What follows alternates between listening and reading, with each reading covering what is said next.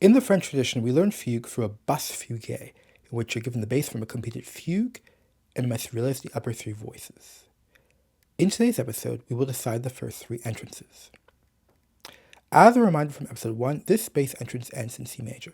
We see evidence of a dominant tonic relationship through the descent of scale degree 4 to 3. You can double check the episode for more information. Therefore, we have a response. Let's find the mutation. If we transpose the response exactly, we get a subject that starts on the subdominant, quite unusual. If we adjust the mutation, we get a subject that starts on the dominant. Good. Let's decide which voice gets the first entrance. Soprano, alto, tenor. Adjacent voices in a fugue. In a fugue, successive entrances usually occur in the next register above or below. If you have reached the highest voice, the soprano, you can bring in the next entrance from below, the bass, though this is less musically satisfying. If we start with the soprano, we get soprano, alto, tenor, bass. If we start with the alto, we run out of options. Either we go up to the soprano and then have nowhere to go for entrance 3, or we go down to tenor, but no room for soprano.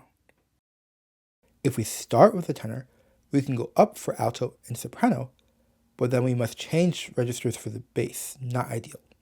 Let's test the soprano entrance in full.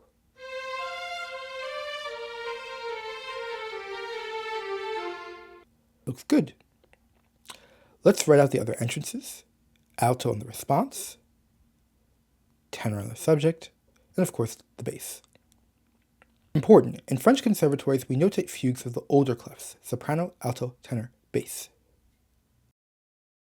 The alto clef is critical for fugue. Notice what happens when we use treble clef, or when we use bass clef. For the time being, I'll be using string quartet notation in order to make fugue in the French style more accessible. Notice what happens when we fail to do mutation for the response.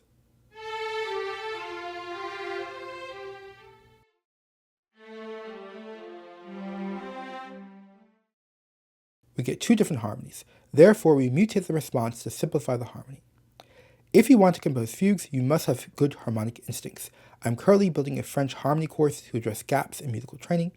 Practice these exercises on my website. Have a good day.